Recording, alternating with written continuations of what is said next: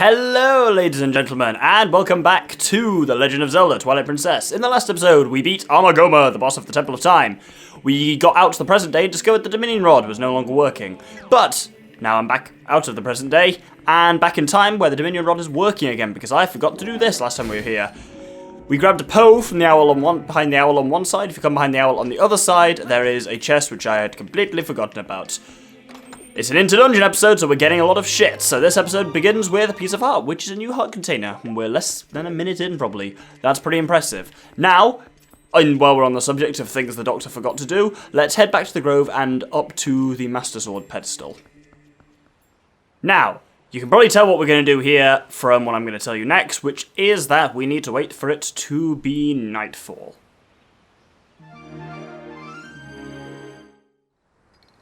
And with that, we can now hear behind us, indeed, it's a Poe.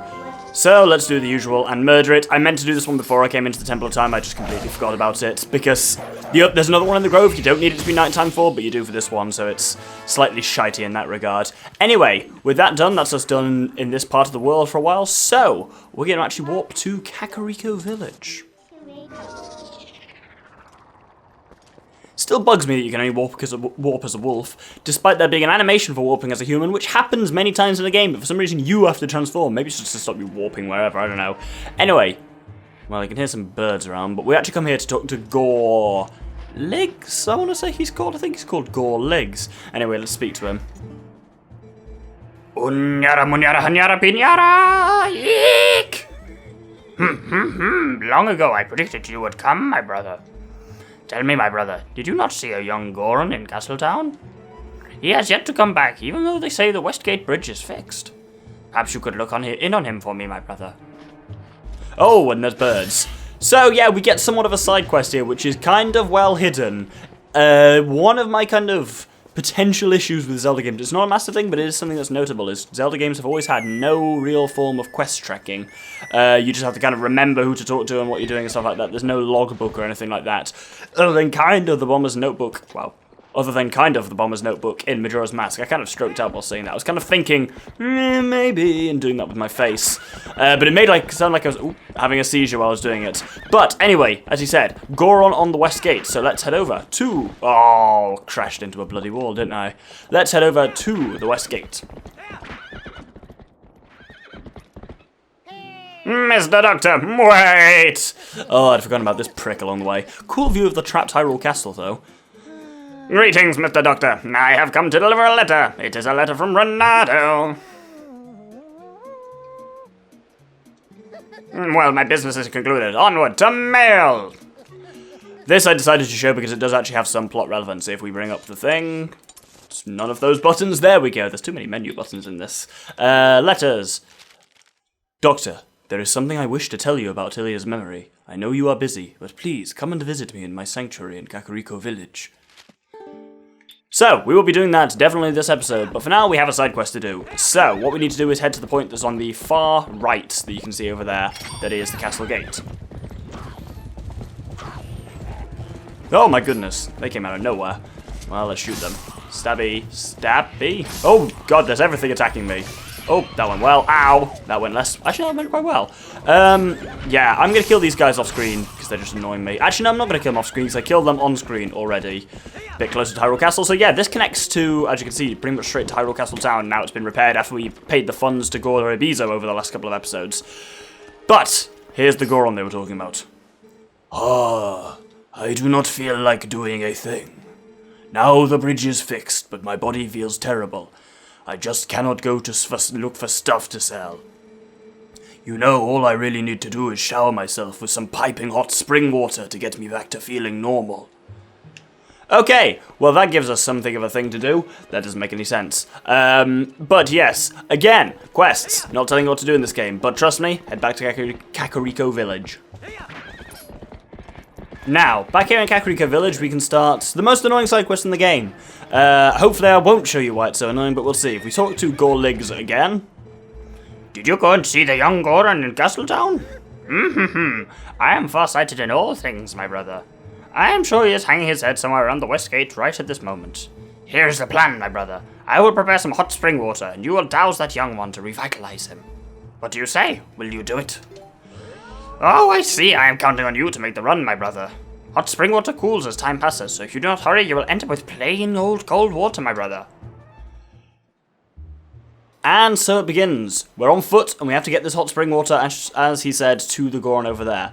If anything hits you at all, you will drop this. You can drop it if you stand completely still and press A. You'll put it down safely, and you can pick it up safely again. There's a little trick. No matter if you're moving or anything or what, if you press B to draw your bow, you will immediately drop it safely, which is very handy to know. Essentially, your only real threats here are going to be there's a couple of Bulblins and a couple of those flying things, but they'll never, Kagaroks even. As long as you stick to the edge, you should avoid most of them, and they will never attack the spring water as such. They'll attack you, but if you just, the moment you hear the battle theme starting, press B to draw the bow and arrow, then quickly move away from the spring water, and you should be fine. I can hear one coming in. I can't hear one coming in. Maybe I'm just going crazy. This isn't the right bridge, but this means we're halfway there, which is good. Oh, there's a Bulblin. Oh, moving away. There we go, we're away from the thing, we're fine. Come on. Oh, I got him. I think you've got 5 minutes to do this. You've got a fair amount of time. In reality, as long as you keep moving, you will be fine. But the difficult part, and I'm hoping we won't come across it, is if you were to drop this for any reason. Don't start the side quest or anything like that for you. Like, restart it. You are where you are, and you have to walk back to Kakariko Village, because summoning Epona is a bitch in this game, and there's no horse grass around, so you have to walk back to Kakariko Village, speak to Gorligs, and get another one for yourself, manually that way. And it's the most time-consuming thing you can possibly imagine.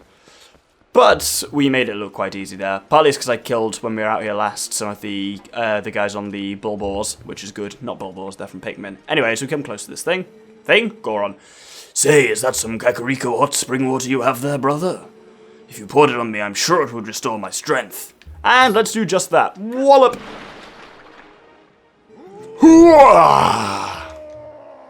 I feel rejuvenated.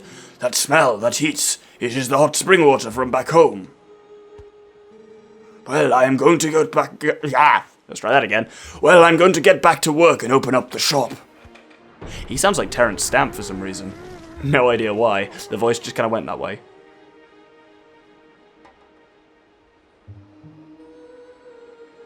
Every time I do it, I think the camera's glitched here.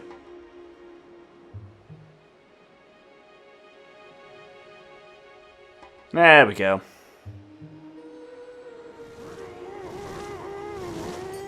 That seems like a terrible way of carrying a barrel full of water. You'd at least have it on the top, on its side, counter-rotating against the rotation of the Goron. Anyway, who am I? Piece of Heart! So that was useful for a Piece of Heart, but it has one major advantage as well. Let's return to Kakariko. On foot, yeah, because we have to... Well, I could warp, but... Yeah, you can absolutely just warp that distance, but I chose to walk rather than warp, because... This way, time passed, and it's daytime again, because you need it now to be daytime. This is going to be one of those episodes that takes me forever to film, because there's about 5 or 6 times over the course of this episode I got to wait for it to either become day or become night, and it's going to take... Each time, you just got to stand there. It really annoys me there's no summer passing or equivalent to this. It's just time. Just sit and wait to be patient. Ugh. Anyway, if we talk to Gorligs a final time... You really did me a favor the other day, my brother. It seems the young one in Castletown has been revitalized and has resumed his business. Life has returned to both this village and Castletown. That's not what we needed it to be daytime for. What we did is if we enter now the Mallow Mart, and we talk to the other Goron, Gorabizo. Thanks to all, the bridge is built, and the trade route is secure, and we have saved money for the economic development of Castletown. But in order to reach our Castletown goal, we still need 200 rupees. Please help us bring relief to the people of the Castletown who are suffering under the weight of an inflated cost of living, brother. His voice changes every time I speak to him as well. Anyway. Glorious day! We have achieved our goal, brother! Today marks the day that yet another legendary establishment is born. You should travel to Castletown later. Thank you for your cooperation, brother. Yeah, that hot spring water side quest. Massive bastard, but reduces the cost needed to open the Castletown branch of Mallow Mart from 2,000 rupees down to just 200, which is extremely handy. And that has unlocked something quite important. If you remember from a couple of episodes ago before we did the Temple of Time, you will maybe be able to remember what it is. Anyway, let's head into Renado's.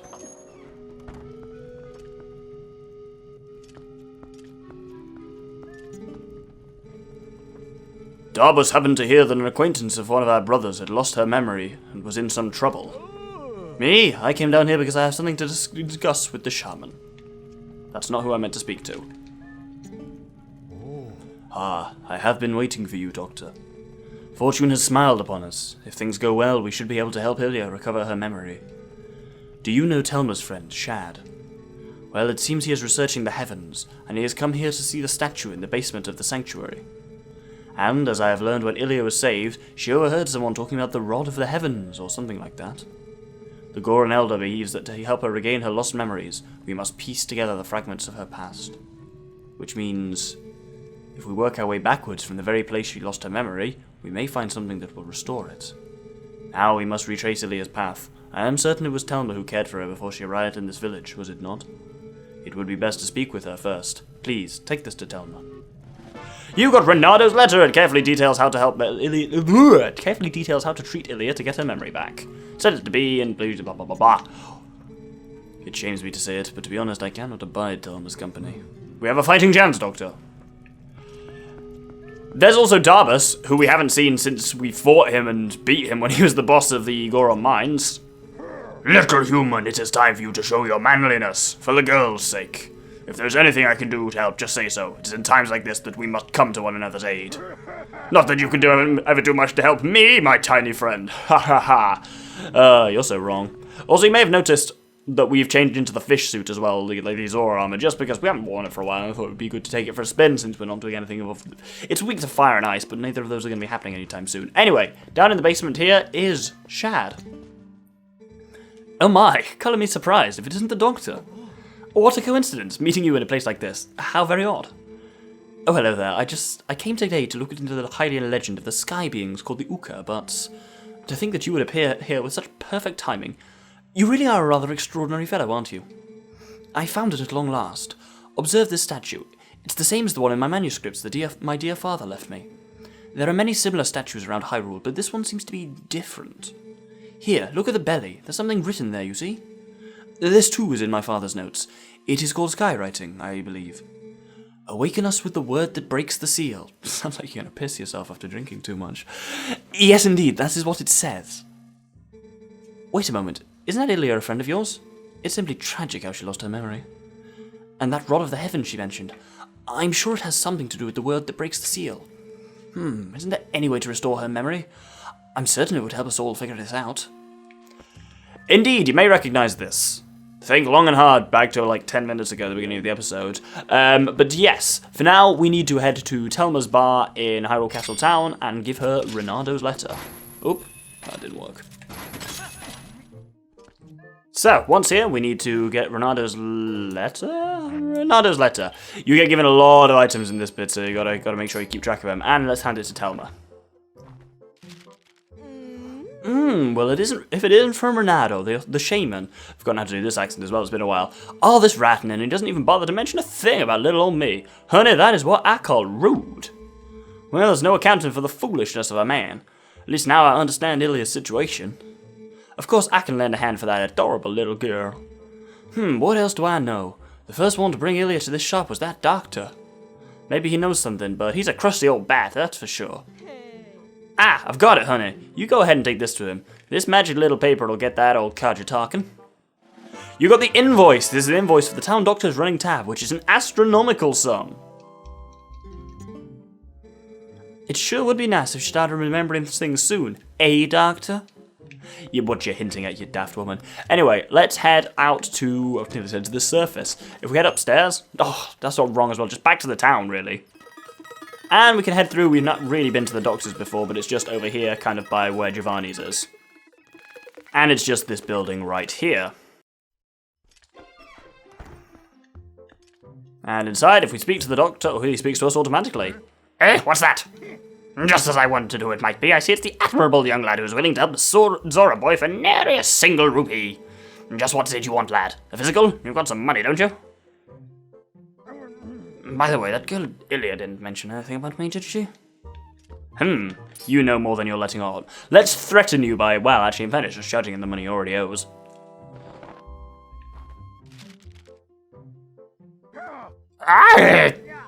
Look, I can't pay this off right now. I can see Telma's hide you as some sort of heavy destroyer on me, but you'll have to wait. Look, lad, if I'd been able to sell that wooden statue that young lady had, I would have been able to get her money. But see, I accidentally spilled medicine all over that little carving, which made it stink awfully. I put it outside to dry, but then, well, it was stolen. Who goes around stealing people's stuff like that? What a world! You always have to be on guard, eh? Look, Mr. Heavy, at any rate, have neither the money nor the carving, so I can't repay you. Now to work, to work. Well, that was kind of helpful. We know there's a statue, we know it got medicine splashed on it, and then it got stolen. So if we want to track it down, let's try and track down the scent. If you come over here, yeah, you can just turn into a wolf in here, he doesn't even notice. You can even just listen to him, and he's like, "You're a persistent little bug, eh?" Even though you're a wolf. Strange man. Anyway, there's some, we can't quite see it, but there's some stank on the wall here, some green stank. If we push this box out of the way, there's your medicine that's been spilt everywhere. Let's see if we can track down the statue using this. Indeed, this is the medicine scent, the final scent in the game, which is kind of cool. Now, if we turn into a human, this is a weird one, you turn into a human so you can activate the door, but then we need to turn back into a wolf to be able to smell it. But of course, we can't turn into a wolf just anywhere in Hyrule Castle Town because there's people watching us all the time. So, we have to come down here. And if we come here to the entrance to Giovanni's place, then we can transform into a wolf here. Only the cats can see us here. And now, if we bring up the scents, yes, the scent just comes back here. Anyway, how handy. Let's follow the medicine stank. People are afraid of us, but they don't really do anything. Even the soldiers haven't really got a great deal of courage. They're more afraid of us than we are of them. And if we follow this down here, it goes to Telma's bar. Indeed, Telma's cat, Louise. You're looking for the wooden statue that Ilia had, aren't you, dear? I think it's a coincidence that I happen to know it got stolen from the doctor's place. Yes, I'll admit it, I took it. But then I was attacked by some sort of skeletal dog beast who took it from me. I don't know why those beasts were after her statue. I thought it likely she was in a dangerous spot, though. Those fiends lurk just outside the southern gate. Unfortunately, they only come out at night. And another thing, they always move around as a pack. You won't get that statue back unless you give them all a thrashing. That statue sounds like a key to getting Ilia's memory back. You must get it back. Yeah, it gets a bit contrived here. I'm not sure why Ilia even had the statue or why a cat stole the statue and then the cats had the statue stolen from her by a gang of skeletal dogs. They're stallhounds, even though she doesn't know the name. It's all gets a bit strange here. I don't know why would the dog steal a statue? It's just weird. But as she said, you may have noticed, she said they only come out at night, which means we have to do a lovely amount of waiting. So I'm gonna try and get to a nice scenic spot, and then we'll wait there till nightfall.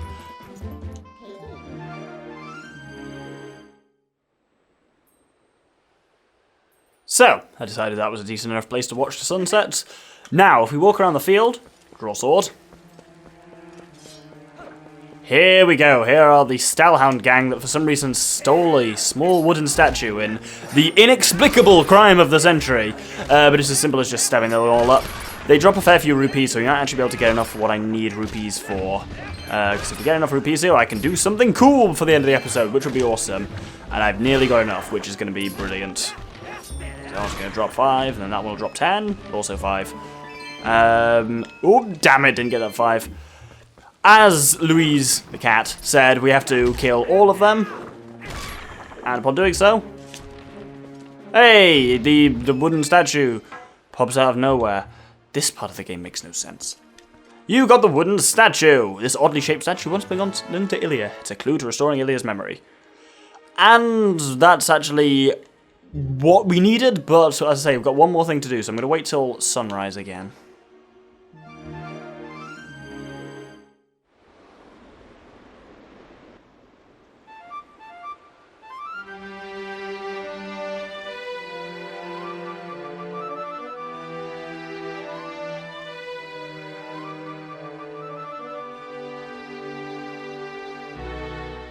I will always love that little morning jingle, and I love that it's been in pretty much every 3D Zelda game, except for, I don't think it's in Skyward Sword.